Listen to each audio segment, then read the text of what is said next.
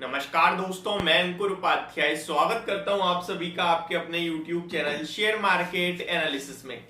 दोस्तों, मार्केट में एक बार फिर से आपको स्टार्टिंग लोअर एंड पे होती हुई दिखी एंड उसके बाद और ज्यादा बिकवाली। ये सिलसिला जारी है और ये अभी रुकने थमने का नाम नहीं ले रहा है। मैं आपके साथ कुछ इंटरेस्टिंग चीजें शेयर करना चाहता हूं। सबसे पहले तो अपडेट दे देता हूं। निफ्टी इस समय 188 पॉइंट्स डाउन ट्रेड कर रही है। 10:13 का समय हो रहा है जब ये शूट कर रहा हूं मैं, एंड अराउंड 16,911 के लेवल्स पे ट्रेड कर रही है। डेज लो पे 16,900 का लो है, 16,911 पे मार्केट इस समय ट्रेड कर रहा है।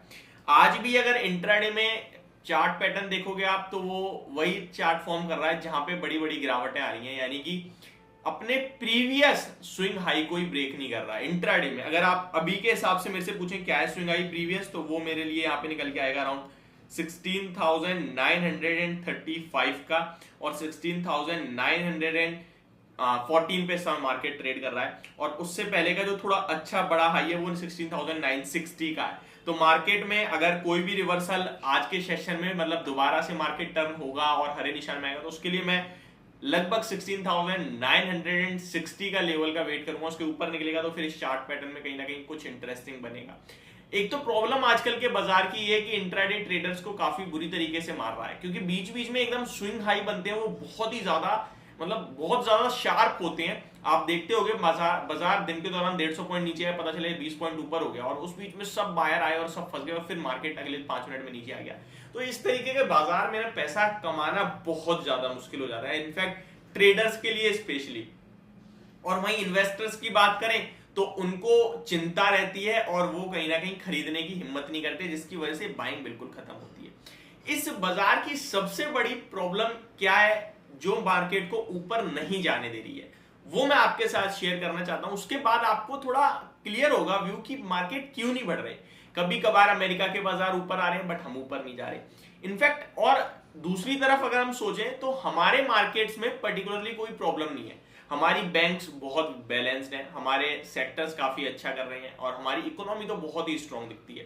प्रॉब्लम पूरी अमेरिका से है, फिर भी हम लोग इतनी वीकनेस क्यों शो कर रहे हैं? यार प्रॉब्लम है अब रिटेल इन्वेस्टर्स की, क्योंकि रिटेल इन्वेस्टर्स ने पिछले 20 महीने में कुछ भी पैसा नहीं बनाया है, और अब वो फ्रस्ट्रेट हो गए हैं मार्केट से, एंड मार्केट को काफी ज्यादा नेगेटिव व्यू से देख रहे हैं, और मार्केट में अपना 1 रुपए भी नहीं लगाने को तैयार। और ये lack of buying, lack of investment जो है, ये मार्केट को ऊपर नहीं आने दे रही है। देखिए, हम लोगों ने 2022 में पूरे रिटेल इन्वेस्टर्स ने म्यूचुअल फंड में दबा के पैसा डाला, इतनी लिक्विडिटी दी कि उन्होंने पूरे 3.5 लाख करोड़ की सेलिंग एफआईआईस की झेल ली, लेकिन तब भी पैसा नहीं बना। 2023 की शुरू हुई, अब भी पैसा नहीं बन रहा, कंटिन्यू गिरावट आ रही है, और ये दिमाग खराब कर रहा है, फ्रस्ट्रेट हो गए हैं अब वो पैसा लगाने को तैयार नहीं है। ये मैंने म्यूचुअल फंड के डाटा जो आए वो भी उसके साथ भी शेयर कर। लगभग 14 लाख अकाउंट्स एसआईपी के बंद हुए फरवरी में। पिछले 3 महीने में दिसंबर, जनवरी, फरवरी में औसतन 13 लाख एसआईपी के अकाउंट बंद हो रहे हैं। ये आपको नेगेटिव सेंटीमेंट्स बताता है, ये आपको बता रहा है अब इंटरेस्ट नहीं ले रहा रिटेल इन्वेस्टर। और जब म्यूचुअल फंड में पैसा ही नहीं लगाएगा रिटेल कैटेगरी, तो फिर ये डीआईएस खरीदेंगे कहां से मुकाबला करेंगे? तो ये चिंता जो पूरी बन रही है, पूरी चिंता इसलिए बन रही है कि अब सेंटीमेंट जो है वो रिटेल कैटेगरी के बाइंग के नहीं बन रहे हैं। नॉर्मली मार्केट में ऐसा ही माना जाता है, जब रिटेलर्स गायब हो जाएं, बाय ना करना चाहें, और वो उन्हें मार्केट बहुत खराब लगने लगे, सेंटीमेंट्स खराब हो जाए, तो वो एक्चुअल में खरीदने का समय होता है, क्योंकि मार्केट में पैसा तो रिटेलर बनाता ही नहीं है ना। वो जब प्रॉब्लम में आता है, वो जब बेचता है, तो दैट मीन्स वहां से कहीं ना कहीं आपकी बुल मार्केट शुरू होगी। और जब लिटरली बुल मार्केट आपको स्क्रीन पे दिख रही होती है, जब रिटेलर्स दबा के खरीद रहे होते हैं, एसआईपी के अकाउंट्स ओपन हो रहे होते हैं, डीमेट अकाउंट ओपन हो रहे होते हैं, वहां से शुरू होती है कहीं ना कहीं प्रॉफिट बुकिंग, और कहीं ना कहीं बियर मार्केट की शुरुआत या फिर करेक्शन। तो ये मार्केट के ऐसे मैंने मतलब बताया जाता है। अभी मार्केट ने 17,900 ही ब्रेक कर दिया। मैंने 960 की बात करी थी, 935 भी स्विंग आई, ब्रेक नहीं करा और नीचे आ गया। अच्छा, 200 पॉइंट नीचे हो चुका है, आपको बता दूं मैं।